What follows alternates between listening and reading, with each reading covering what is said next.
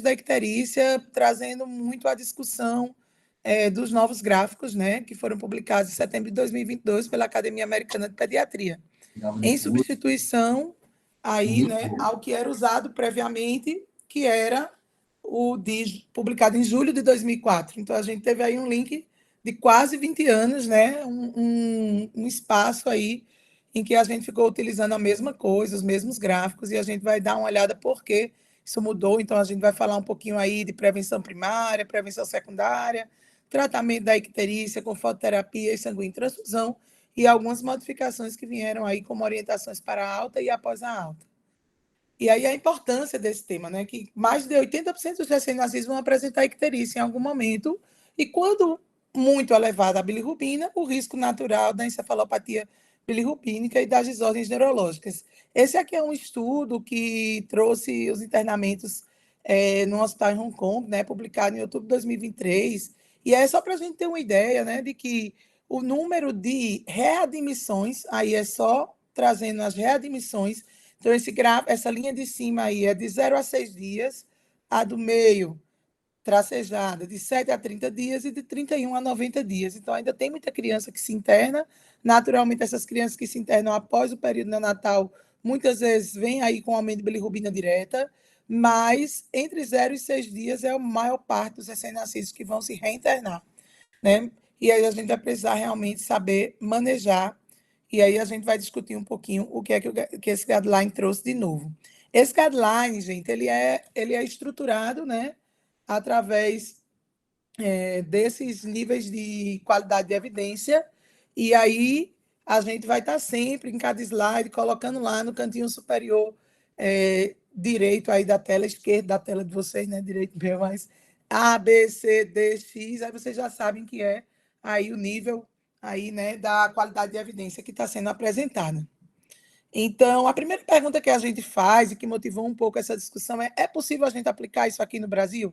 Então, uma das primeiras coisas que a Academia Americana coloca é isso, é cuidado ao incorporar esse guideline fora dos Estados Unidos. E aí, por quê? Né? Então, eu trago essa frase aí, né? Eu me apaixonei pelas nossas diferenças, porque realmente isso é uma das coisas que me fez me apaixonar realmente pela icterícia neonatal. Foi quando eu li esse guideline europeu, publicado em 2010, e naquele momento, assim, ele falava, nessa publicação, ele falava que em todo o Reino Unido eles tinham tido 10 casos de encefalopatia bilirrubínica aguda num espaço de tempo enorme, de anos, né? E naquele momento, naquele mesmo ano, eu já tinha tido na minha enfermaria uns 6 ou 7 recém-nascidos com encefalopatia bilirrubínica aguda, resultado do mau manejo, né? Então, quando a gente pensa, isso é um problema. Aqui no Brasil é um problema sério. Isso me fez realmente pensar que a gente precisa tratar bem para modificar a vida dessas crianças. E aí, quando a gente vai ver o que é que tem de diferente, né, nos países como a gente, aqui no Brasil, ou em outros locais, que ele diz que talvez não seja aplicável fora dos Estados Unidos, da mesma forma que seria aplicado lá, né? Então, a gente sabe que hoje a icterícia ainda é responsável, né, por algumas mortes, né, sendo o 7º lugar entre as causas de mortes neonatais na primeira semana de vida. Isso associado mais com a anemia, com as formas graves, as incompatibilidades, do que propriamente com a encefalopatia bilirrubínica, né, aguda. E aí é realmente maior essa mortalidade na África subsaariana e no sul da Ásia. E eles associam essa mortalidade principalmente a atrasos na entrega de tratamentos já conhecidos e eficazes, rotineiramente disponíveis em outros países e que lá continuam a ser responsáveis pelo fato desproporcionalmente alto, né, de hiperbilirrubinemia grave. Então, é realmente uma tristeza, né? Quando a gente vê que existe um tratamento fácil, eficaz, conhecido, bem sedimentado no mundo todo e que não é utilizado. Associado a isso, outras publicações trazem que o risco é os custos para a realização de exames, custo de disponibilidade de fototerapia, a utilização da bilirrubina transcutânea, que ainda não é tão fácil da gente ter, mas também o preparo da equipe para a utilização de protocolos. Então, na hora que a gente pensa que talvez em alguns serviços a gente não tenha como mexer nos custos ou mexer na disponibilidade, vamos então tentar hoje aí melhorar um pouquinho o preparo da equipe para a utilização desses protocolos, porque afinal de contas, eu pessoalmente acredito que problemas reais podem ser resolvidos, né? Apenas os imagináveis são que são insuperáveis, e aí a solução para esses problemas aparecem às vezes desde a prevenção primária até um tratamento adequado, evitando mortes.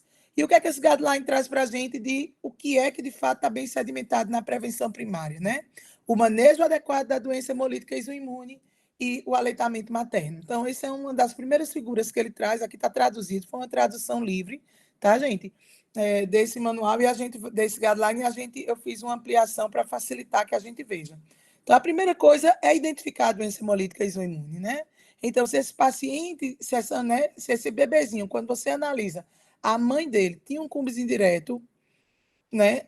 Tem ou não tem? Foi feito ou não foi no pré-natal, né? Já começa daí o problema é que alguns não são feitos para aquelas mães que têm possibilidade de terem incompatibilidade materno-fetal.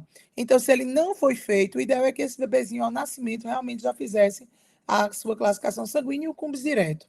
Se essa mãe tem o cumbis, é avaliar se ele foi positivo ou não. Se ele foi positivo, a gente vai ter que também acelerar o tipo sanguíneo e o cumbis do bebê. Se esse foi negativo, não, ele não tem positivo, a gente vai seguir realmente o quadro de como se fosse uma criança que a mãe não tivesse essa incompatibilidade.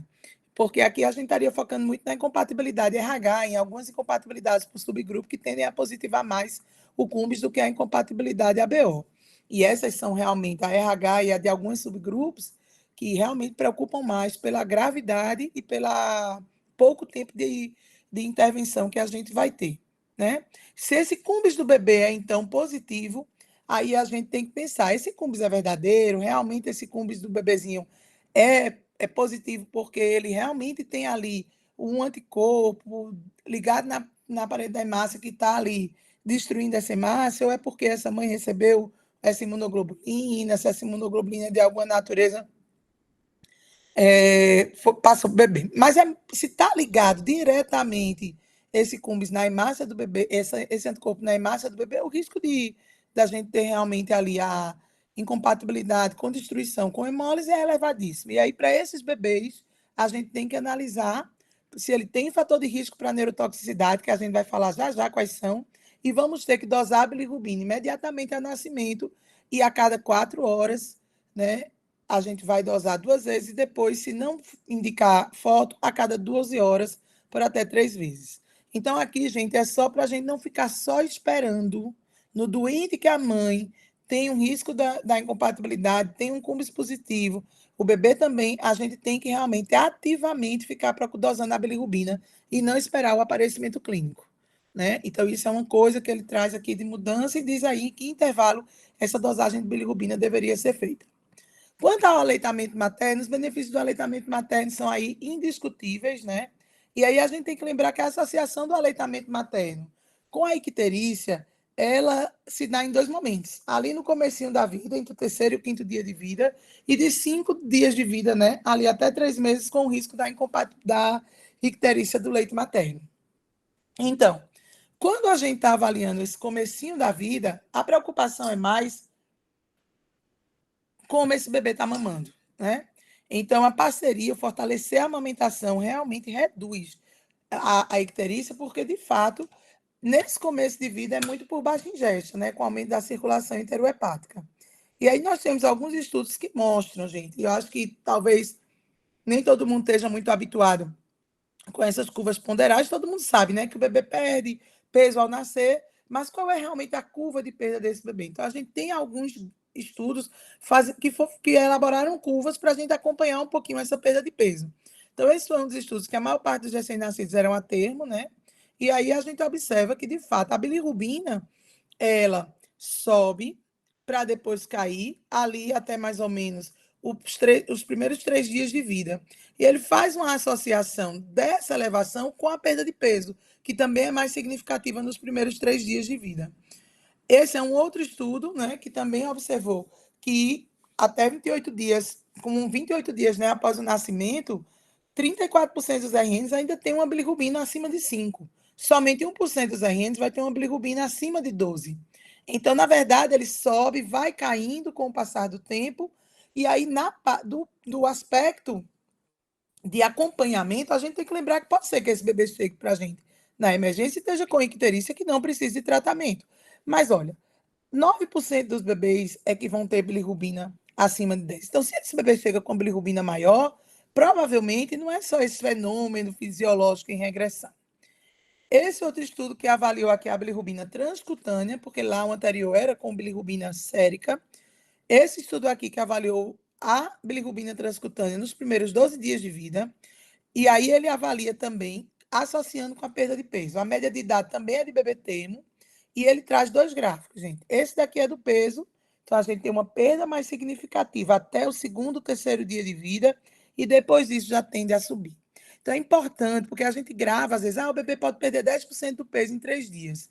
Normalmente, entre o segundo e o terceiro dia, ele já perdeu 6% do peso, e depois disso já é para ele começar a reduzir significativamente a perda. Então, digamos que esse bebê nasce e com 2, 3 dias ele já perdeu, antes da alta hospitalar, com 48 horas, 5 ou 6% do peso. Se ele chega para você numa emergência com 7 dias de vida e ali, adicionalmente, de um dia para o outro, nesse período, ainda perdeu mais 6 a 7%, essa curva não está normal. Então, a gente já olha e pensa, esse paciente deve estar com algum problema nessa amamentação. Isso é muito importante, porque essa curva de peso, se a gente observar, ela acompanha a curva de bilirrubina. Então, nesse mesmo período ali de 2 a 3 dias, sobe para depois descer.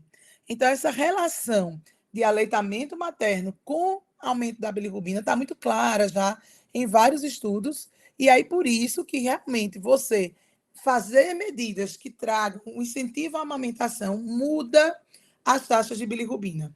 Esse aqui é um estudo, né, publicado aí em 2020, que avalia o impacto de uma iniciativa, né, Hospital Amigo da Criança, nas taxas de bilirrubina. Então, se a gente observar a hiperbilirrubinemia neonatal, né, pré-implantação e pós-implantação, teve uma queda. Na uso de fototerapia, teve uma queda também e tiveram uma significância mais importante, assim, do ponto de vista estatístico. É importante, não interferiu tanto na hospitalização com 30 dias de vida, mas interferiu no período mais imediato. Daí, realmente, estimular o aleitamento materno é prevenção primária para a icterícia, e a gente tem que fazer isso desde a unidade neonatal, mas se esse doente chega na emergência ali nos primeiros 6, 7 dias de vida, ou seja, ele passou, ele recebeu alta da maternidade com 48, 72 horas e não tem uma incompatibilidade, a chance dele ter uma icterícia aí por baixo ingesto é grande, e a gente tem que estar muito atento ao peso, né, para identificar essa causa. Depois disso, a gente vai para a icterícia do leite materno, que aí realmente pode durar mais tempo, que já tem vários estudos também mostrando qual é a correlação, que antigamente a gente acreditava muito estar relacionada com os efeitos da beta-glicuronidase, mas aumentando a circulação enterohepática, mas os estudos mais recentes realmente mostram uma associação com o aumento da lipase, né?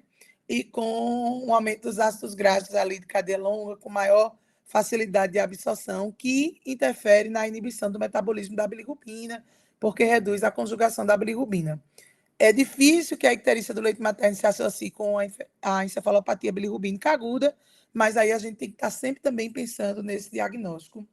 E aí, o importante é que a gente apoie, incentive, acompanhe curva ponderal.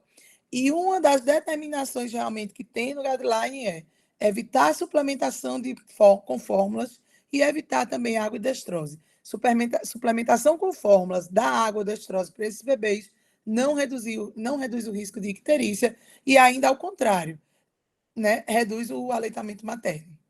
No que se refere aí à prevenção secundária, realmente o que a gente tem é identificar esses fatores de risco, identificar a necessidade de tratar, monitorizar a hiperbilirrubinemia e quando a gente avaliar a bilirrubina direta. Então, a gente tem essa publicação aqui, que foi de 2009, mas que é ainda aquela que é assim, que foi mantida como fatores de risco, tanto para a hiperbilirrubinemia severa, como para o risco de neurotoxicidade. E aí a gente aqui botou em inglês, mas eu vou traduzir aqui para a gente ver. Então, quais seriam fatores de risco para a hiperbilirrubinemia? Idade gestacional menor que 40 semanas, uma icterícia precoce, aquela que se inicia com menos de 24 horas de vida. Isso aqui para a hiperbilirrubinemia severa, que tem indicação de fototerapia, né, gente? Valor de bilirrubina próximo ao valor indicativo de fototerapia. Hemólise de qualquer causa, não é só incompatibilidade. Fototerapia antes da alta hospitalar, então tem um risco também dessa criança evoluir com hiperbilirrubinemia severa e retornar. História familiar de necessidade de foto ou sanguíneo transfusão. Uma história familiar ou ancestral genético que aumente o risco de uma doença hemolítica, como a deficiência de CSPD. Aleitamento materno exclusivo. com baixa ingesta, cefalohematoma, ou bosta sério-sanguínea importante, síndrome de Down ou outras síndromes genéticas que estejam associadas com o maior risco de hiperbilirrubinemia e macrosomia ou filho de mãe diabética. E aí a gente vê, então, se esse paciente tem todos esses fatores de risco, eu já tenho que olhar para esse bebê com maior cuidado. E subentende-se que o nível, talvez, de tratar, de fazer foto para esse paciente, seja menor. A gente vai falar um pouquinho depois, mais na frente, né? Como é que a gente separa os gráficos. Aqui a gente vai para a outra coisa que é um ponto relevante. Além de identificar quem tem maior risco de hiperbilirrubinemia severa, para fazer um acompanhamento mais de perto, eu também tenho que identificar quem precisa de tratamento, porque nem todo mundo que tem icterícia vai precisar de tratamento. E aí a gente vai avaliar nível de bilirrubina, idade gestacional e os fatores de riscos para neurotoxicidade, porque esses sim interferem em quem a gente vai tratar. Os fatores de risco para neurotoxicidade são daquela mesma publicação de Mason em 2009, e aí a gente aqui traz ele, a tradução, para ficar mais fácil da gente ver. Uma idade gestacional menor que 38 semanas, albumina menor que 3, uma doença hemolítica confirmada, sepse e uma estabilidade clínica significativa nas últimas 24 horas. Então, aqui é importante, gente, para a gente frisar o seguinte. Lembra que a gente viu lá que quem tem menos que 40 semanas tem um risco maior de hiperbilirrubinemia severa. Mas quem tem menos que 38 tem um risco maior para neurotoxicidade. Por isso que o ponto de corte nos grávidos, eles são para 38 semanas e não para 40 semanas, porque esses, sim, são os RNs de maior risco de evoluir para complicações. E aí a gente vai, então, mensurar essa bilirrubina e vamos descobrir o que é o melhor método, né? Esses métodos visual, transcutânea, plasmática e capilar são as mais usadas. Aqui, gente, a gente não usa mais, né? A zona de Kramer, ela hoje tem sido muito utilizada, às vezes, para escrever no prontuário, para a gente ter uma ideia de como está a progressão, mas não é mais assim tão utilizada, porque realmente, com o passar do tempo, foi visto que ela já não tem mais aquela fidedignidade que originalmente parecia ter em relação a onde estava o nível com o valor sérico de bilirrubina. Principalmente também depois que vai para a foto, se perde, né, essa relação. Então, a indicação da literatura hoje é que não se utilize mais somente o critério visual, certo? Então, eles devem ser avaliados, obviamente, visualmente para icterícia a cada 12 horas após o nascimento até a alta, mas a bilirrubina deveria realmente ser medida por um nível de bilirrubina transcutânea, né, com 24 horas de vida antes da alta. Então, o visual pode usar, pode, indica investigação, mas não seguia tratamento só por ela. E aí a gente entra a transcutânea, que hoje no Brasil, o que a gente tem são mais realmente esses dois equipamentos, né? O Bilicheck da Philips e o JM da Drag, que esse JM tem vários modelos, 101, 102, 103, 104, 105. Geralmente o mais atual é o 105, né? O mais disponível. Existem outros, mas esses dois são os mais disponíveis. E aí, quando a gente vai ver qual realmente foi o impacto da entrada da dosagem da bilirrubina transcutânea, vários estudos mostram, né, que em bebês termos, realmente, quando a gente vai avaliar, a gente encontra uma redução da ocorrência de hiperbilirrubinemia severa e uma redução do número de coleta sanguínea. E aí a pergunta é, realmente é acurado? É um método, né, que dá para a gente confiar? Então, a gente tem alguns estudos que observaram isso. Esse aqui é um estudo, gente, que foi publicado em 2020, que inclusive avaliou em fototerapia, porque a maior parte dos estudos prévios, eles avaliavam crianças antes de ir para a foto. Então, o que é que esse estudo fez? Ele colocou um adesivo em uma área do externo, e aí ele fazia uma aferição numa pele não coberta pelo adesivo e na pele coberta pelo adesivo. A ideia que ele está pensando é que naquela área de pele coberta pelo adesivo, aquela bilirrubina que vai se manter ali, ela está em equilíbrio com a sérica, então ela poderia ser fidedigna. E aí realmente se observou que, de fato, a gente tem em crianças que estejam em foto uma relação, mas ainda com um pouco de subestimação desse valor de bilirrubina. Então, quando a criança já está em foto, é questionável, mas a criança sem fototerapia, a gente realmente já tem aqui, como vocês podem ver nesse outro estudo, para bebês acima de 30, com 35 semanas ou mais. Então, a gente tinha o pré-terapia, durante a terapia e o pós-terapia, e a gente observa que tem uma correlação, que dá para a gente confiar nessa bilirrubina transcutânea. Só que ela tem um limite, né? Então, ela ajuda na identificação mais precoce, reduz dor e desconforto e reduz custo. Então, aproximadamente, atualmente, um aparelho desse aqui no Brasil custa em torno de uns R$ 50.000, mas eles conseguem fazer até 150 medidas. Ele tem uma autonomia de até 150 aferições, 150 mil, desculpa, aferições. Então, do ponto de vista prático, a gente teria um custo estimado ali de 30 centavos, né? Não é uma coisa tão cara, mas infelizmente não é todo lugar que tem com disponibilidade. Não sei nas emergências, aqui na nossa emergência a gente não tem. A gente tem na unidade neonatal, mas talvez fosse uma forma até rápida, né, e indolor da gente usar essa bilirrubina mesmo nas emergências. Então, o que é que eles hoje têm indicado, né? O guideline ele indica que deve ser sim utilizado como método de triagem para definir necessidade de realizar a medida plasmática e que deveria ser realizada em todos os recém-nascidos entre 24 e 48 horas ou antes da alta. E esse é o grande problema da Sociedade Brasileira de Pediatria, que ele diz que devido à falta de equipamento, talvez a gente realmente não consiga aplicar esse guideline à realidade brasileira. A gente vai discutir um pouquinho depois. E qual é a correlação real que parece ser a média? Isso aqui, inclusive, foi recentemente endossado por uma revisão Cochrane, né? Uma meta-análise aí Cochrane, que avaliou vários aparelhos, não é meta-análise, desculpa, eles fazem uma revisão, tentam fazer uma meta-análise, mas como os estudos eram muito heterogêneos, não conseguiram fazer realmente o clássico de uma meta-análise. Mas aí o que é que observou-se? Que realmente parece ter uma correlação com a bilirrubina plasmática quando for menor que 15, e com os aparelhos, né, JM e o Bilicheck, quando aplicados em pacientes de pele mais escura, que tem uma maior quantidade de melanina na pele, eles tendem, o modelo da JM, né, superestimar e o Bilicheck a subestimar um pouco essa bilirrubina.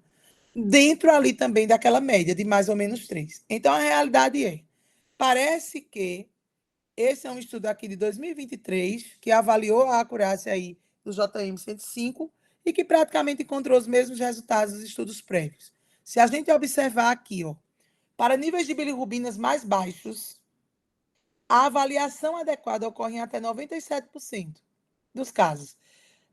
À medida que a bilirrubina vai subindo, essa estimação apropriada, ou seja, essa correlação da bilirrubina sérica com a bilirrubina transcutânea vai caindo.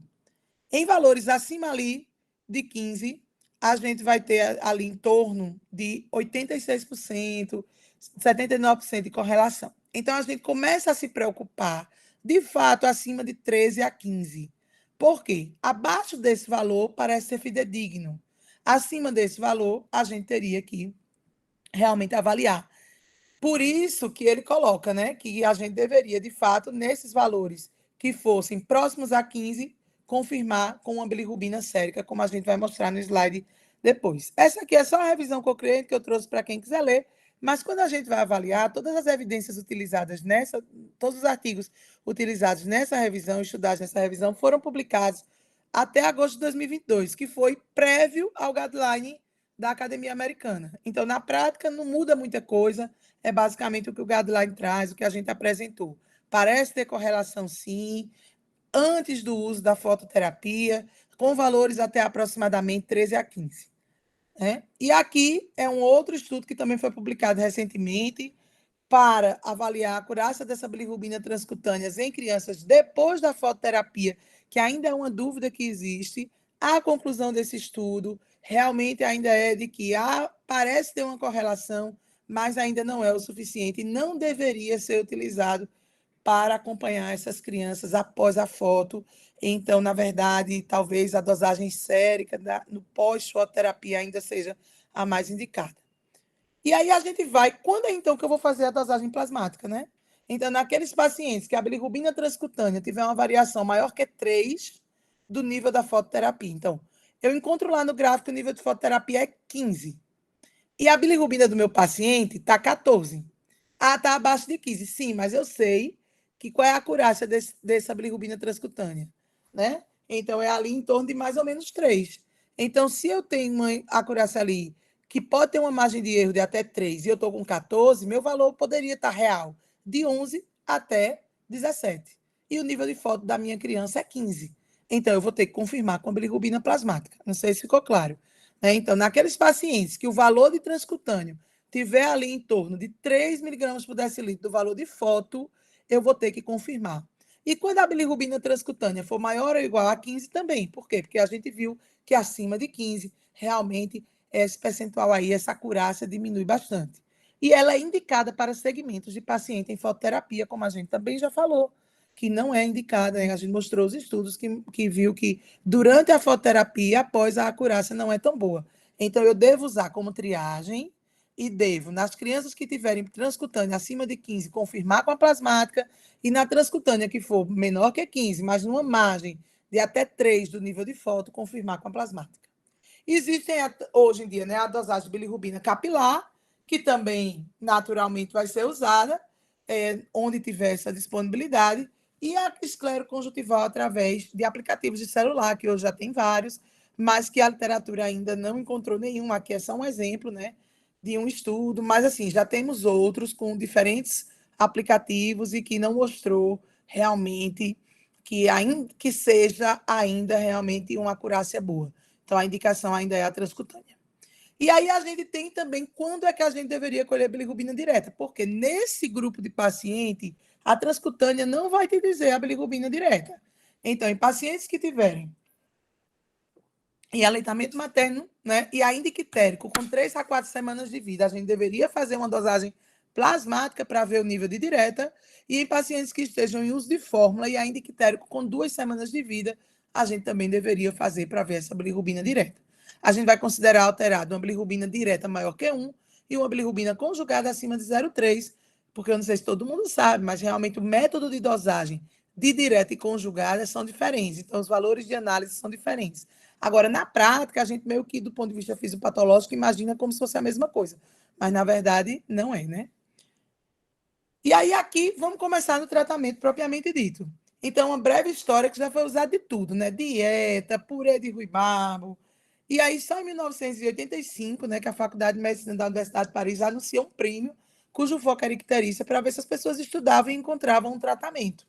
E aí, em 1924 até ali 1945, os tratamentos ficaram muito em torno de transfusão sanguínea, né? E que hoje a gente chamaria de sanguíneo transfusão. Esse artigo, gente, é um artigo que foi publicado em 2019, falando aí de 60 anos de fototerapia. E aí aqui é a história, né, de como começou, uma das primeiras pessoas que realmente publicou alguma coisa que parecia ser uma fototerapia foi realmente Kremer e as enfermeiras, né, que eles avaliaram o quê? As crianças que tinham uma certa exposição parecia ter uma curva menor. Então, essa é a publicação aí original, e essa era a curva, né? Esse era o gráfico. Foi publicado no Lancet em 1958 e a gente observava que essas crianças que tinham iluminação, vejam que a curva era mais baixa. Então, eles consideraram, mas não teve muito ânimo, não. E aí, nesse artigo, eu não consegui ver essas publicações, apesar deles referenciarem, mas vejam como é interessante, né? Ele diz que teve essa publicação do Lancet, mas que a literatura, os estudiosos da época, parece que não valorizaram tanto, mas que foi aqui na América Latina, né? Que a aceitação e o entusiasmo desse trabalho foi muito grande. Em 1959, né, os médicos brasileiros apresentaram resultados do seu estudo e usaram pela primeira vez aí a introdução do nome fototerapia. Então, a gente tem aí um certo protagonismo nesse tratamento. Hoje a gente tem inúmeros aparelhos, né? Lembrando que atualmente as lâmpadas de LED são as realmente mais indicadas, porque elas conseguem trazer uma quantidade maior de foto dentro daquela faixa ali de fotoisomerização e fotooxidação da faixa azul, né? E traz menos efeito colateral. Então, realmente seria, do ponto de vista teórico, as mais indicadas. E aí, obviamente, que cada aparelho, cada serviço vai ter seus aparelhos. A gente aqui não tem, muitas vezes, no interior, uma disponibilidade grande. Eu não sei como é a disponibilidade de aparelhos de vocês podem até dizer depois. E aí a gente tinha o guideline de 2020, 2004, e por que é que eles resolveram rever? Porque começaram a surgir novas evidências de que os valores para neurotoxicidade são superiores aos que indicavam a fototerapia pelo guideline de 2004. Essas referências de 2017 a 2018, ali que foi publicadas pelo grupo da Carolina do Norte, Observem que esses aqui eram os gráficos que o grupo da Carolina do Norte publicou ali em 2017, 2018, e já vinham trazendo características para diferentes faixas etárias de idade gestacional. E aí, então, esse grupo traz uma carga grande nessa adaptação dos novos gráficos. E aí, o que é que mudou? Né? Então, a gente continua indicando a fototerapia, usando o LED, com irradiância de ao menos 30. E aí sai a coisa daquela fototerapia convencional. Lembra que nos gráficos anteriores a gente encontrava e dizia: isso aqui é o nível de foto intensiva, que eu tenho que fazer uma irradiância de ao menos 30. 2 a 3 abaixo disso, a gente vai e usa convencional. Esse guideline novo não traz isso. Quem tem indicação de foto, vai para a fototerapia intensiva. E aí ele traz esses gráficos. Traz 2 gráficos, um que é um gráfico para recém-nascidos sem fatores de risco para neurotoxicidade, certo? Que aí estão lembrados que são a idade gestacional, menor do que 38, aquelas outras que a gente viu, não é aquela de hiperbilirrubinemia severa. E traz um gráfico para cada idade gestacional, gente. Aqui ele traz até 14 dias. O gráfico anterior chegava ali no 5º dia, botava um platô e ali o 7º dia, e a gente meio que ficava sem saber como tratar depois. Então, aqui a gente traz até 14 dias de vida, que é realmente o período onde os pacientes vão ter um risco maior. E por idade gestacional. E naqueles pacientes que têm esses fatores de risco, a gente deveria seguir esse gráfico. Observem que nos pacientes com fatores de risco para neurotoxicidade, os gráficos estão estratificados até ali 38 semanas. Por quê? Porque é o ponto de corte de 38 semanas que aumenta o risco de neurotoxicidade. Então, vamos dar um exemplo aqui nesse gráfico. Uma criança de 3 dias de vida que tenha 35 semanas, o nível de foto para ela aqui vai ser em torno de 17. Vejam que esse valor, a maioria desses valores vão ser 2 a 3 pontos acima do que os gráficos anteriores indicavam. Mas, de fato, foi visto em vários estudos que esse seria o nível mais relacionado com neurotoxicidade e que seria seguro você tratar dessa forma. A crítica da sociedade brasileira passa por 2 pontos, né? O grupo da ANEL, eles acham que, a gente ainda tem uma grande assim, ocorrência, né, da encefalopatia bilirrubínica aguda, e a gente também não tem a disponibilidade da fototerapia da bilirrubina transcutânea. Então, por conta disso, eles mantêm ainda a indicação dessa tabela, que é o que é fruto, né, daquele gráfico anterior de 2004. A minha opinião pessoal é que a gente tem que ser prudente, porque o que eu vejo e que já tem estudos mostrando é que o uso de fototerapia por tempo prolongado reduz o aleitamento materno, porque essas mães precisam sair. Muitas mães evadem, porque começam a ficar cansadas de estar internada por conta de fototerapia. Valores mais baixos de bilirrubina. Chega um ponto em que a foto você faz, e a bilirrubina parece que teima e não cai, que a gente já sabia disso, né? Cair de 30 para 20 cai assim, em um dia. De 20 para 15 já demora. E de 15 para 10, meu Deus, parece que demora anos para cair. Porque realmente, quando eu tenho menos bilirrubina na pele, o efeito da fototerapia vai ser menor. Então, eu acho que a gente tem que analisar de acordo com a realidade de cada serviço, de acordo com a realidade que essa criança vai ter de voltar ou não para a sua residência, de acesso ao pediatra. E eu acho que em serviços que têm a disponibilidade da bilirrubina transcutânea, que tem a disponibilidade de você tratar bem essa criança com segmento, serviços privados, o uso desses gráficos são seguros, né? Porque, inclusive, eles ainda trazem uma margem de segurança. Eles são seguros e deveriam ser usados, considerando todos os inconvenientes da fototerapia, que não é só, gente, o custo, estar internado, as furadas, mas inclui também o cansaço, o aleitamento materno, né, os eventos adversos que podem acontecer, vocês depois podem opinar. Então, aí, esse gráfico aqui, para quem tem fator de risco para neurotoxicidade, os valores são menores e seria naquelas crianças até 38 semanas. Então, gente, diferente do gráfico anterior, que a gente estratificava em 3 linhas, uma prematuro com fator de risco, a outra que era ou prematuro ou com fatores de risco, e a outra sem fator de risco e que fosse acima de 38 semanas, esses gráficos agora eles dividem. Um gráfico sem fator de risco, um gráfico com fator de risco. O valor que eu encontro é o valor de fototerapia intensiva com irradiância de pelo menos 30. Se está abaixo, 2 a 3 abaixo, você não coloca mais em foto. E aí aqui, para quem... Isso aí vocês já sabiam que eram os valores anteriores. Esse guideline traz uma coisa nova, né? Fototerapia em casa. Essa eu acho que é uma realidade que para o SUS não existe, mas é uma realidade que para o privado já vai existir. Né? Então, quem poderia ter indicação de fazer fototerapia em casa, né? Alugar o aparelho e fazer em casa?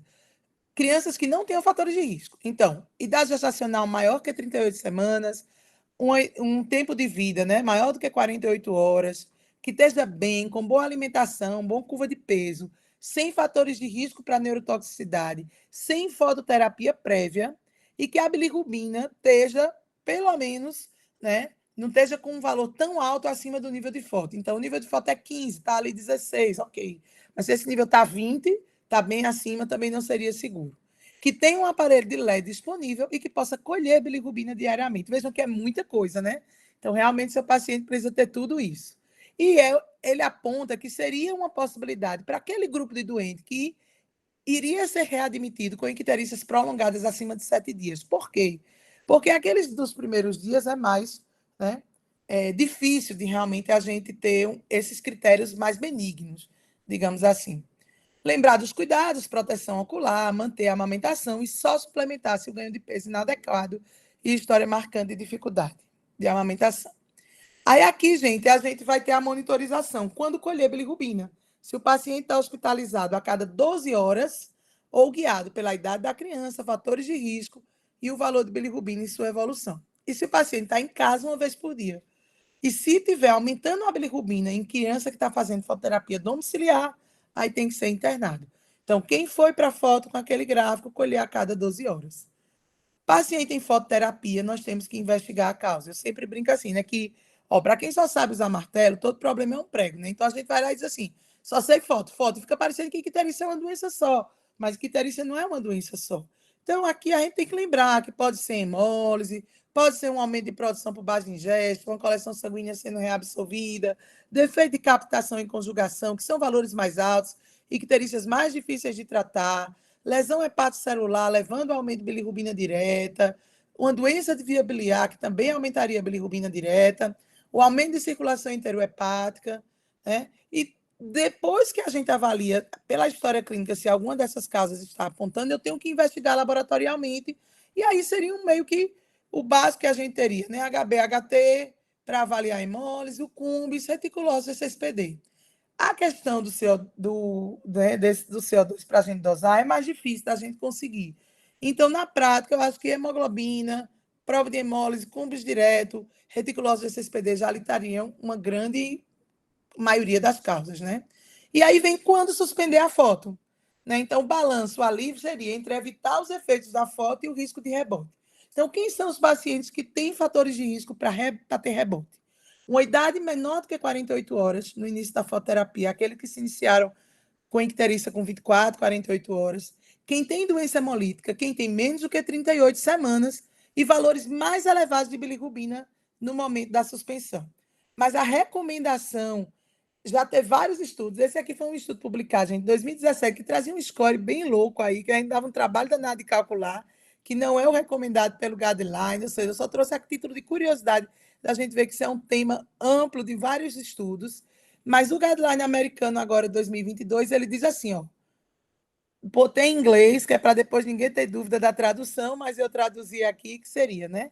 A fototerapia pode ser descontinuada quando a bilirrubina cair ao menos 2 miligramas por decilitro do nível hora específico indicado no início da foto. Então, isso era uma outra dúvida, se a gente devia ficar recorrigindo o nível de foto. Digamos, com 3 dias de vida, o nível lá era 15. Aí o menino entrou com 15. Depois de 2, 3 dias, o nível dele era 18. Então, eu ia tirar com 18? Não. A recomendação do guideline é que a gente tire com o nível indicado no início da fototerapia. Então, se o nível era 15, a gente vai tirar essa foto quando ele tiver mais ou menos ali em torno de 13. E um período mais longo seria uma opção se tiver aqueles fatores de risco para rebote. Icterícia que se iniciou nas primeiras 48 horas, menor que 38 semanas, doença hemolítica, foi o que a gente viu ali. Aí fica a critério da gente aí, mas vejam que também é, né, uma qualidade de evidência aí, C. Aqui são as recomendações da Sociedade Brasileira de Pediatria. Então, o que eu recomendo é que, se você usou aquele gráfico, se você optou por manter a utilização da tabela da Sociedade Brasileira, que foi adaptada dos gráficos de 2004, use o critério de suspensão da Sociedade Brasileira. Eu realmente sou mais afeiçoada ao guideline novo aqui da Academia Americana. E que a gente, às vezes, já usava dentro do serviço onde eu trabalho, aqueles gráficos da Carolina do Norte. Segmento a só suspensão, a gente está chegando aqui no finzinho. Então, depois que eu suspendo foto, o que é que eu tenho que fazer? Então, repetir a bilirrubina baseada no risco de rebote, idealmente 24 horas após. Agora, naqueles pacientes que receberam foto antes da alta hospitalar, que receberam foto com menos de 48 horas, que tiveram cumbis positivo ou doença hemolítica, a gente poderia repetir uma bilirrubina com 6 a 12 horas e depois com 24 horas, porque esse grupo é um grupo que tem maior risco de rebote. Nos outros pacientes, nós deveríamos mensurar uma bilirrubina ali após as 24 horas mesmo. Agora, se já teve rebote antes, fazer com 24 horas, e se é admitido após a alta e não fez foto antes, também poderá fazer com 1 a 2 dias. Então, esse paciente, gente, ele é um paciente que você vai ter que analisar o risco de rebote e, dependendo disso, vai avaliar se vai colher sangue desse bebê ou não, né? Então, realmente, se esse paciente começa a passar muito tempo, então, depois de 24 horas da suspensão da foto, o equilíbrio entre o sérico e o cutâneo já ocorreu e nós poderíamos fazer uma dosagem de bilirrubina transcutânea. Mas nessas primeiras 24 horas, não usar bilirrubina transcutânea. Usar bilirrubina sérica plasmática. Em quem tem fator de risco, entre 6 e 12 horas, avaliar o rebote, não avaliar só pela clínica, e naqueles que não tenham tantos fatores de risco, ali com 24 horas. E aí, aqui é um fluxo para cuidados parassanguíneo. Então, esse é o fluxo, né, em inglês. Aqui fiz uma tradução livre e cortei um pouquinho só para vocês entenderem. O gráfico é a mesma coisa, nível de sanguíneo para pacientes sem fatores de risco de neurotoxicidade e para com fatores de risco de neurotoxicidade. A interpretação é a mesma, a gente encontra o ponto, esse é o ponto de sanguíneo. Não tem isso de 2 abaixo, de 3 abaixo, não. O ponto que eu encontro é o nível de sanguíneo. Um gráfico para crianças sem fatores de risco de neurotoxicidade e um gráfico para criança com fator de risco de neurotoxicidade. Então, se esse paciente está ali 2 miligramas abaixo do nível do gráfico, você já tem que se preocupar. Se você estiver no centro, numa emergência, que não tenha condições de fazer esse sanguíneo, transferir esse paciente para um lugar que tenha, certo? Agora, se você está num lugar onde pode fazer esse sanguíneo, peça prova de hemólise, hemograma, albumina, né? Checar a causa, se é incompatibilidade ou não, comunicar banco de sangue, pedir reserva de sangue e fica repetindo a bilirrubina a cada 2 horas. Então, se nesse gráfico aqui, o nível de sanguíneo, por exemplo, 4 dias de vida, um menino com fator de risco com 36 semanas, o nível era 22. Eu chego ali em 20, eu já tenho que acender o alarme. Colhe tudo e fica colhendo bilirrubina a cada 2 horas. Se essa bilirrubina sobe, vai para esse sanguíneo. Se tem sinal de encefalopatia bilirrubínica, vai para esse sanguíneo. Se não, não tem, continua ali embaixo, está respondendo, fica acompanhando o guideline de fototerapia, né? E aí vai para casa, e aí é o tratamento, ou seja, uma resposta à foto. Se não, vai fazer esse sanguíneo urgente. Né? Então, aqui é só para a gente ver. E para que a gente colhe essa albumina? Né? Então, existe essa relação bilirrubina-albumina, que vai ser uma medida indireta de quanto de bilirrubina livre eu tenho, né? Quanto de bilirrubina indireta livre eu tenho, que é a de maior risco. E aí eu faço essa dosagem de bilirrubina-albumina em quem tem nível para sanguíneo transfusão, e isso pode ser um fator que favoreça você tomar a decisão por fazer a sanguíneo. Que aí são esses valores que estão aí apresentados. Aí aqui é só a revisão do que fazer e o cuidado após alta, que a gente durante anos usou aqui, ó, o gráfico de Butani, parece que ele já não é mais, digamos assim, o indicado, né? Dá pena, porque eu usei tanto, ensinei tanto aos estudantes, dá um pouquinho de pena largar ele, mas a gente teve essa publicação aqui em maio de 2021, né, que é uma publicação para tentar encontrar fatores preditores, e é o que o guideline traz, indicando que é para a gente fazer. Então, ó, gente, para esse grupo de pacientes, eu tive uma bilirrubina ali com RN maior do que 12 horas de vida. a gente vai dizer, essa bilirrubina é nível de foto ou não? Não, não é. Se essa bilirrubina não é nível de foto, se for, eu vou botar na foto e vou seguir o guideline. Se não é, eu olho para o valor. Estão vendo aí o valor do nível de fototerapia ali. Então, se minha bilirrubina, se a indicação era 15 e eu estou com 14, eu estou com um valor entre 0,1 e 1,9, né, o delta do nível de foto. Então, eu deveria voltar com menos de 24 horas. Se você não acha que não vai conseguir acompanhar, atrase a alta e deixe essa criança dose uma bilirrubina com 4 a 8 horas. Se, à medida que esse delta entre o valor que você encontrou e o valor que indica fototerapia vai aumentando, então olha lá, se esse valor ali está em torno de 4, então o nível era 15 e a bilirrubina que eu encontrei foi 11. Então está ali, ó, entre 3,5 e 5,4. Então, independente da idade, dose uma nova bilirrubina com 1 a 2 dias. Então, esse doente pode voltar com 1 a 2 dias. Se essa diferença ali é maior que 7, então o nível era 15 e a bilirrubina do menino está ali 8, você pode dar alta e ele vai voltar ali com 72 horas, que seria basicamente aquela consulta, né, de primeira semana. Essa é a recomendação que você deveria usar, o delta entre o valor que indica foto e o valor que você encontrou e tomar sua decisão.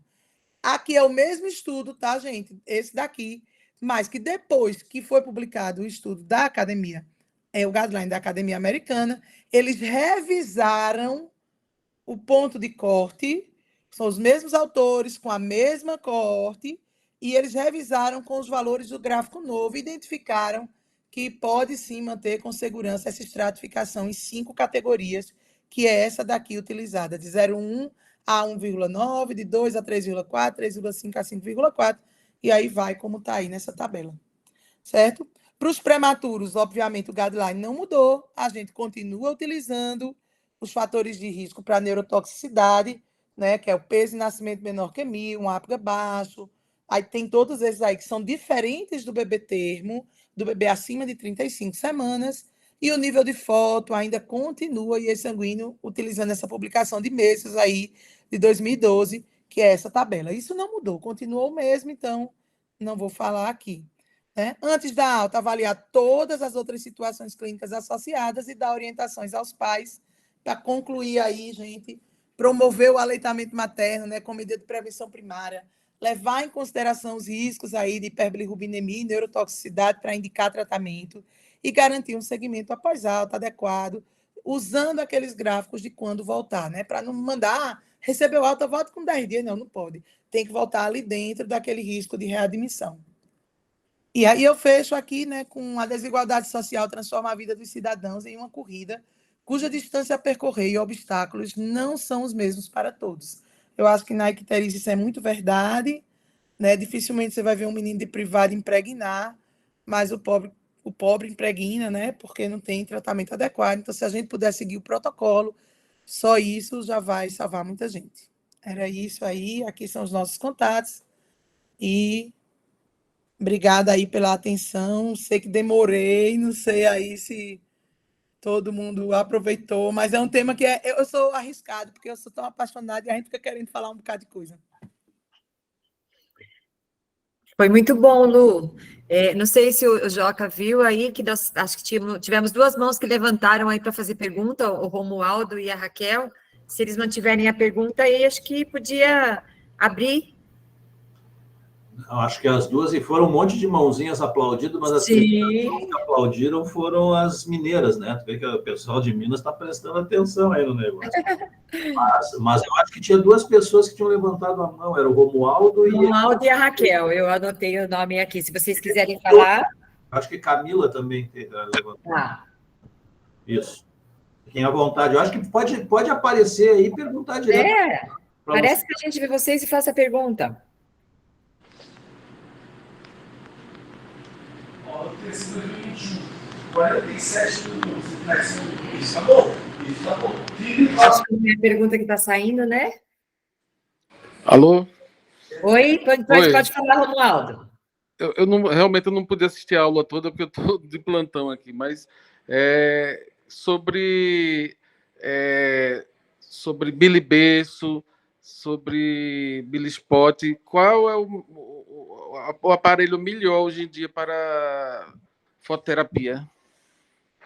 Veja, o Billy Berço e o Billy Spot, né? O Billy Spot, eu nem sei se o pessoal mais novo conhece, né? Mas o Billy Spot, ele utilizava uma lâmpada halógena, que essa lâmpada hoje é a que teria ali, talvez, ela tem uma fração boa dentro daquela frequência que é assim, digamos, muito que fotoisomeriza e fotoxida, mas ela aquece muito.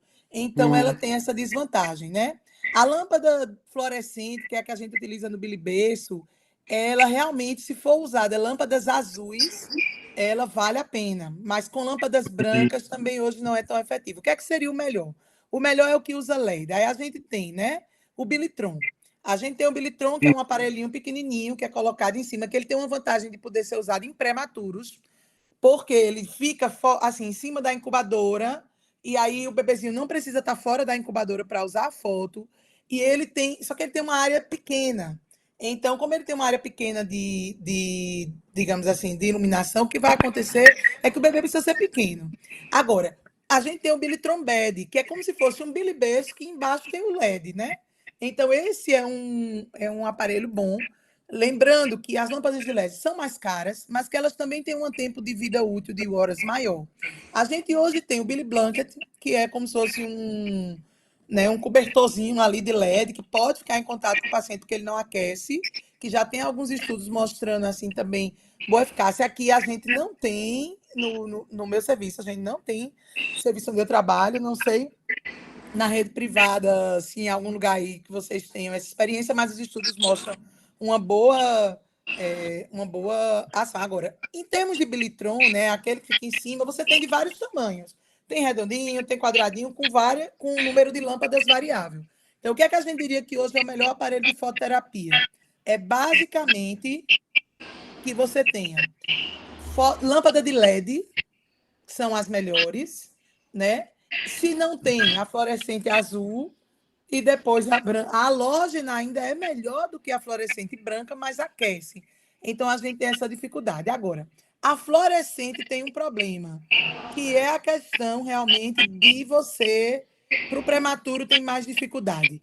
Agora, onde você só tem biliberço e bilispot, vai usar o que tem. E aí, alguém perguntou assim, eu vi aí subindo assim, ainda vê as horas? A gente não está muito, às vezes, preocupado com a hora de uso, mas a gente tem que pegar o irradiômetro. Então, o ideal era que a gente tivesse o aparelho que medisse a irradiância, e a recomendação é que a gente faça nas extremidades, né, de iluminação do aparelho, juntinho ali do bebê, e no centro, e a gente faz essa média. Então, tem que ver a irradiância, porque se você tiver um aparelho que está com irradiância baixa, aí é a sua tomada de decisão. Eu estou num serviço que o paciente é baixo risco, com o valor de bilirrubina mais baixo, dá para segurar ele aqui. Mas tu tem uma irradiância baixa, num menino que é uma incompatibilidade, numa criança que tem um nível de bilirrubina mais alto, vai ter que transferir. Então, o ideal era que a gente visse realmente a irradiância. Em lugares que não tem o irradiômetro, aí realmente você vai ter que ter alguém que fique ali monitorizando o tempo de vida dessas lâmpadas, né? Porque, de fato, é difícil. A gente sabe que a heterogeneidade é muito grande de serviço para serviço. Mas o ideal seria esse, usar as lâmpadas de LED de preferência e lembrar uma coisa, gente, ó, a lâmpada de LED, ela não aquece, então não dá para pegar um prematuro e colocar ele num Bilitron bed, porque ele vai fazer hipotermia, né? Então também tem que ter esses cuidados aí. Não sei se respondi. E acho que a pergunta da Alba que ela tinha feito, você já respondeu, e a Raquel disse que ergueu a mão sem querer. É porque é muita gente aplaudindo, viu, Lu? Aí ergue a mão mesmo sem querer. Boa noite, eu tenho um grupo de fãs aí que é residente aqui do INIP, e aqui eles brincam quando eu dei essa aula. Esse gráfico ele foi publicado em setembro de 2022, e como eu sou assim, apaixonada pelo tema, eu dei uma aula lá no INIP em novembro. E aí, desde então, eles diziam assim, não, vamos usar o gráfico da doutora Lu, fica até parecendo que foi eu que fiz, né? Eu já ganhei direitos autorais, vou ser processada pelo pessoal lá Muito bom. da Academia Americana. Aí meus fãs estão aí, batendo palma. A Patrícia acho que quer perguntar, e depois o Joca levantou a mão também. Ô, Luciana, boa noite. Meu nome é Patrícia, eu sou de Belo Horizonte. E a gente tem um sério problema no Hospital Municipal de Contagem, que é uma cidade aqui do lado que eu trabalho, que lá tem 7 anos que eu trabalho com NEO lá, e o cumbis direto nunca foi positivo. Eu acho que é realmente um problema no laboratório, que lá o cumbis direto não positiva. Aí eu queria te fazer uma pergunta. Você acha que a gente deve considerar toda mãe O positivo com bebê A positivo, B positivo ou AB positivo, mesmo o cumbis estando negativo, como um fator de incompatibilidade ABO, ou se a gente deve usar os outros parâmetros para pensar nisso, tipo reticulócitos, hematócrito e esses outros indicadores de hemólise. Então, vamos lá, né? Então, assim, primeiro, a incompatibilidade materno-fetal ABO, a gente sabe que pelo padrão de distribuição dos anticorpos e dos antígenos, desculpa, o padrão de distribuição dos antígenos, ele tem uma chance, né, de até 30% você ter um cumbis negativo mesmo. Então, é bem diferente da ARH e também daquelas de subgrupo, que a quantidade de antígeno na superfície é maior e tende a positivar mais. Agora, quando a gente vai avaliar ABO, existem ABOs e ABOs, né? Porque, assim, quando é uma mãe O com RNB, tende a ser mais grave. Então, vamos pensar em gravidade. RH lá em cima, ABO com RNB, depois RO com mãe ABO com RNA. Frequência. Mais frequente é de longe a ABO com RNA. E tende a ser mais leve do que quando o RN é B. Então, eu acho que se seu bebê é O com RN, se a mãe é O com RNB, ficar mais atento, tendem a fazer icterícias mais graves. Agora, se essa mãe é O com RNA, talvez você pudesse se guiar mais, porque o cumbis ele vai vir negativo. A gente teria que fazer aquela prova de Eluato, que não é todo serviço que tem, inclusive nos privados, às vezes a gente tem dificuldade de fazer, e aí a gente vai se guiando realmente pela clínica e pela prova de hemólise. Né? Então, realmente, são coisas que a gente vai ter que ir ali tateando de acordo com a clínica. Agora, o RH realmente é bem mais frequente que você tenha o cumbis positivo, né? Quando a gente tem um serviço que essa amostra ela é confiável e o cumbis vem negativo, você praticamente afasta, porque 99% dos casos vai vir cumbis positivo. Agora, uma coisa, Patrícia, que é interessante também é o seguinte: quando você está numa realidade em que você, por exemplo, chega no nível que você pensa que é uma eita, esse menino tem uma indicação de ex-sanguíneo. Se você pedir reserva, teu laboratório do teu hospital pode até não ser tão bom, mas se você pedir reserva você vai, de sangue para uma possível ex-sanguíneo, você vai colher a amostra e vai encaminhar para um hemocentro para poder selecionar, e lá você vai ter realmente a realização mesmo de cumbis, de prova cruzada e tudo. E se tiver anticorpo, eles vão identificar. Né? Então, assim, é uma outra coisa que te dá uma margem de segurança ali para aqueles meninos que atingem valores maiores. Mas eu acho que, assim, a ABO, se tem um cumbis positivo, está lá hemolizando. Cumbis positivo é anticorpo ligado a antígeno em parede da hemácia, o cumbis direto, né? Por isso que é de direto. Então, assim, é prova de hemólise realmente. Se não tem, e na ABO às vezes não tem, até 30% do caso, você não vai ter, se guiar pelas provas de hemólise, acompanhar a taxa. Porque às vezes eu vejo isso muito, assim, o pessoal fica pedindo bilirrubina nas incompatibilidades e não pedem nem a HbHT para ver se está caindo, porque inclusive pode mudar o tratamento, pode mudar o tipo de sanguíneo que você vai fazer, né? E aí realmente teria que estar atento a isso. Mas é muito frequente que nas ABOs venha negativo esse cumbis, havendo clínica, né? E lembrar, assim, gente, que também na incompatibilidade ABO, às vezes a gente tem aquela forma anêmica tardia. O menino tem uma icterícia que não é tão importante, que não é tão alta, mas que vai desenvolvendo anemia por uma hemólise lenta, e daqui a pouco o bebê chega amarelo, mas é de pálido, né? Ele está tão pálido que está amarelo, da palidez cutânea e mucosa, não é nem da icterícia. E aí, quando a gente idosa, vai ter que investigar ali, realmente, causa de hemólise, é um quadro um pouquinho mais tardio. Obrigada, Luciana. O Joca tinha levantado a mão. Tem Não. mais uma perguntinha aqui, mas você quer finalizar, Joca? Dá prioridade para o pessoal do chat. Pode ser? Ô Lu, tem uma pergunta aqui no chat perguntando para você o seguinte: depois de 24 horas após a suspensão da foto, nós podemos avaliar o rebote pelo BIRCheck, certo? Faremos ainda assim em área coberta? Então, vamos lá. Essa questão de cobrir uma determinada área, né, no externo, ela é muito mais no âmbito de literatura. Na prática, a gente não cobre, realmente a gente deixa o bebê todo exposto. Mas no âmbito de estudos, eles têm feito deixando a área para aferir, mas mesmo assim ainda não é a recomendação desse guideline utilizar.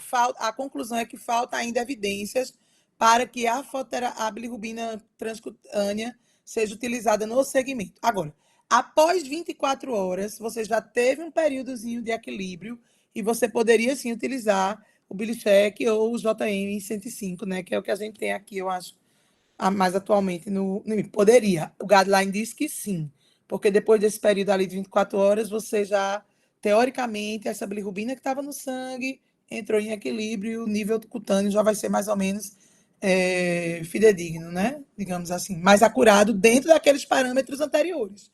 Porque também, se você saiu da bilirrubina da foto, por exemplo, com 17, talvez não seja, porque já está ali entre 3, né?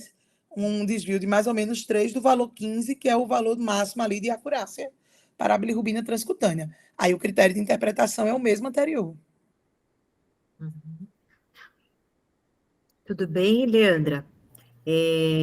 Deixa eu ver, tem uma outra pergunta aqui. Eu vi só que o Gabriel compartilhou com todo mundo a calculadora online, né, que baseada já nesse guideline novo para os níveis de bilirrubina, e acho que é isso que a Alba tinha perguntado, onde conseguir esse gráfico, então tá compartilhado aí com vocês. Acho que realmente em perguntas aqui no chat foi a última aqui. Aqui a Alba ainda pergunta se a velocidade de hemólise ainda é usada, mas você já pontuou aí, né, Lu? A velocidade de hemólise vai ali, não tanto para a foto, mas na ex-sanguíneo a gente tem que estar bem atento para ver essas indicações aí de ex-sanguíneo é uma coisa, né? Que assim, a gente tem evitado demais, porque a mortalidade inerente ao procedimento é alta, e aí a gente tem que realmente tomar cuidado de se cercar de tudo que você puder para a tomada de decisão, porque o menino, ele nunca vem assim. O nível de sanguíneo é 20, ele vem com 25, né? Ele sempre vem com 20,5, vem com 21, aí você fica, meu Deus, eu vou fazer um sanguíneo no menino, é um ponto. E é aquela angústia. Então, assim, se for uma incompatibilidade RH, a gente pode usar a imunoglobulina para tentar evitar esse sanguíneo. Se não for intensiva, bota mais foto, que é para ver, a gente faz de tudo, né? Mas realmente não adiar quando necessário. E aí a taxa de hemólise te ajuda nisso, né? Porque o que a gente sabe é que nas primeiras 48 horas o nível de anticorpo é muito alto, mas depois disso cai. Então, se você conseguiu segurar teu paciente ali nas primeiras 48, 72 horas para as incompatibilidades, que são as rainhas do sanguíneo, né? A gente realmente pode ter um pouquinho mais de segurança, né? De baixar. E aí, uma coisa que ajuda é, por exemplo, se o nível de sanguíneo é 20, teu menino chegou com 22, 23, você botou na foto agora, e colhe uma bilirrubina e caiu ali, 2 ali, naquele período de 3 a 6 horas, a foto está efetiva. Então, você sabe que você vai poder dar uma segurada e esperar para ver se evita o... Porque, às vezes, é o tempo que a gente espera, o sangue vindo do hemop, daqui é hemop, né? Aí, os hemocentros de vocês. Por quê? Porque o sangue tem que ser novo, de pelo menos 48 horas. É tanta coisa que tem que ter nesse sangue para esse sanguíneo ser bem sucedida que demora para conseguir o sangue. E aí, quando a gente consegue, o menino já saiu daí sanguíneo, graças a Deus, para a alegria de todos, né? Sim. Pessoal, nós temos mais uma perguntinha aqui, Lu, acho que depois, acho que estamos no tempo, né, para encerrar. Posso só falar? A Fabiola perguntou aqui para você, ó, boa noite. Então, a bilirrubina total de 14,8 não tem indicação de fototerapia em termo de 39 semanas? Tá mudo o seu telefone, Lu? Não, então, a gente tem que ver no gráfico se essa criança tem fator de risco, se essa criança não tem fator de risco, porque depende do tempo de vida dela, Fabiola. Né? Então, assim, quando a gente vai ver o gráfico dessa criança, às vezes, se ela está ali nos primeiros dias de vida, ela talvez tenha até nível de sanguíneo em transfusão. Vai depender, só para a gente exemplificar, né? Assim, realmente, quando a gente vai avaliar esse nível, a gente vai ter que ir se guiando pela idade cronológica desse bebê. E aí a gente pode realmente ter indicação com esse valor com esse valor que você está falando, né? Então, deixa eu botar aqui só rapidamente para a gente tirar essa dúvida, para você realmente ficar com essa ideia mais. Ó, estão vendo o gráfico? Então, ó, dá para ver, gente? Dá sim, Lu. Pronto, ó, 39 semanas, essa linhazinha aqui é amarela tracejada, tá? Então, vê só, com 24 horas de vida, o nível de foto para ele, sem fator de risco, é 13. Com 2 dias de vida, o nível de foto é 16,5. Mas se essa criança tem fator de risco, com 39 semanas, eu já vou usar esse gráfico aqui de 38, que é o máximo, né? Então, é esse verdinho.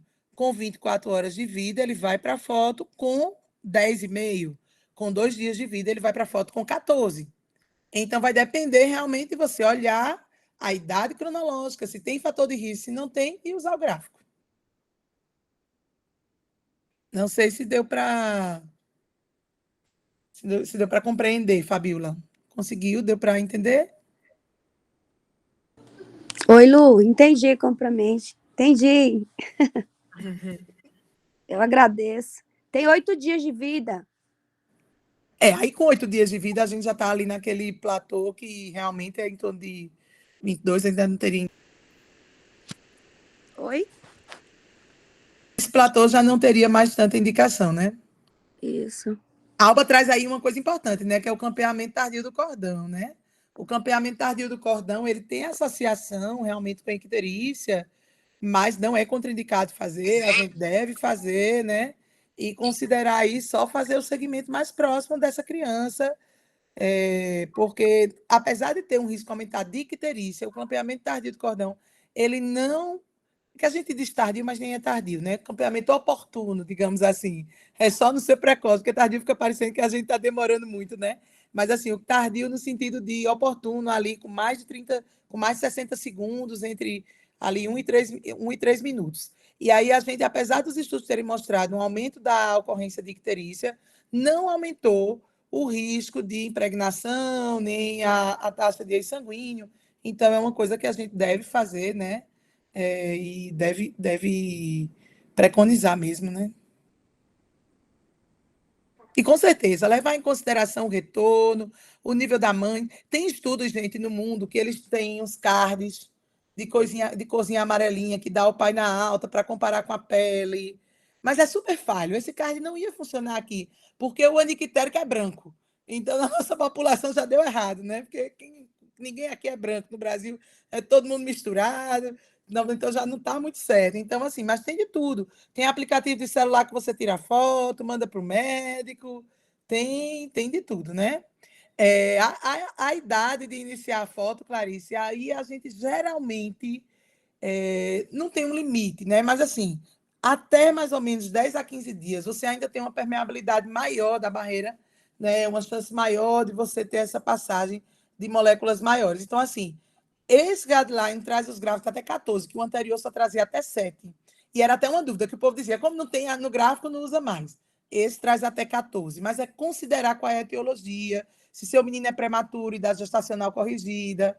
Aí isso é uma discussão que ainda não tem assim muito, mas até ali, suas 42 a 44 semanas de idade gestacional corrigida, ou nos termos, né? Você talvez deveria utilizar, porque realmente ali nesse período você ainda tem uma permeabilidade maior, com um maior risco de passagem de macromoléculas. Acho que era isso, né? Acho que sim. Quem tiver alguma dúvida pode ir aí perguntar. Eu fico muito feliz assim de falar esse tema, porque acho que deu para notar, né? Que eu sou assim super apaixonada pela icterícia, né, Joca? Os RNs são minha praia, né, Joca? Muito bom. Então, acho que, não sei se o Gabriel quer falar alguma coisa, Joca, para a gente finalizar o encontro. Foi gostoso e longo, né? Muito elucidativo, Lu, muitos aplausos, a aula foi muito didática, a gente agradece muito. E boa noite a todos, então. Nós esperamos vocês daqui 15 dias novamente, a gente vai dar uma ajustadinha no link e mandamos no Insta e nos nossos endereços para vocês. Teve gente que perguntou sobre a aula ficará disponível nos nossos canais para você assistir depois, tá bom? Gabriel, quer dar um oizinho pro povo? Quero sim. Não, a aula foi excelente, uma masterclass aí de icterícia, né? E acho que assim, a um guideline tem um impacto muito grande, né? Podemos dizer que para os menores de 30 dias foi né? Eu acho que foi a publicação com maior impacto, né? Nos últimos anos, né? Porque muda a prática, né?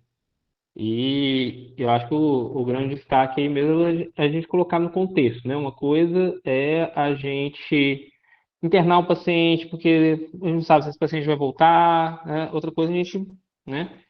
Não, vou usar um outro gráfico baseado em outras evidências que são piores, né? Que a desse, para tomar decisão, né? Então, assim, eu acho que a ideia do guideline continua presente. Eu acho que eu não lembro se você chegou a citar, teve até uma carta, né, de resposta em relação a esse guideline do pessoal da Nigéria, né, que lá eles estão usando o nível 2 pontos abaixo, mas é isso, né, acesso à fototerapia baixíssimo, muita prevalência de G6PD, muita, assim, 10%, né.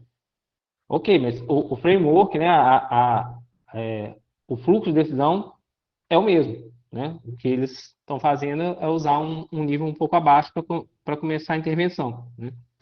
Então, é isso, e estamos de volta aí no MEP Brasil, né? De 15 em 15 dias, né? Com discussões de alto nível, né? É isso E aí. uma coisa assim, Gabriel, disse que você falou é o seguinte, não sei se é porque quem tá, às vezes não está tão habituado com esses gráficos de icterícia, leu aquele documento da Sociedade Brasileira publicado em 2021 com aquela tabela, que é uma adaptação do gráfico, e assim, eles resumiram muito, e meio que aqueles valores são todos para ou médio risco ou para alto risco. O baixo risco ele deixou de existir na tabela. Isso me preocupa muito, porque a gente está fazendo mais foto, furando mais. Eu já vi menino com celulite em local de punção, aumentando o risco de anemia em um grupo de doentes que já tem anemia. Então, acho que a gente tem que ter muita prudência. Se a gente tem condição, tem segurança, se seu serviço tem essa possibilidade, você vai reduzir tempo de internamento, melhorar a qualidade do cuidado, e é indiscutível. A gente tem que usar a melhor evidência que a gente tem adaptada para o nosso paciente de forma individualizada, e aí a realidade de cada um, naturalmente, vai ter que ser levada em consideração. Concordo plenamente aí. Então, joia, pessoal. Boa noite, então. Até daqui a 15 dias novamente. Obrigada, viu? Tá, gente? Boa noite. Obrigada, Lu. Tchau, Falou, moçada. gente, boa noite. Ah. Até mais.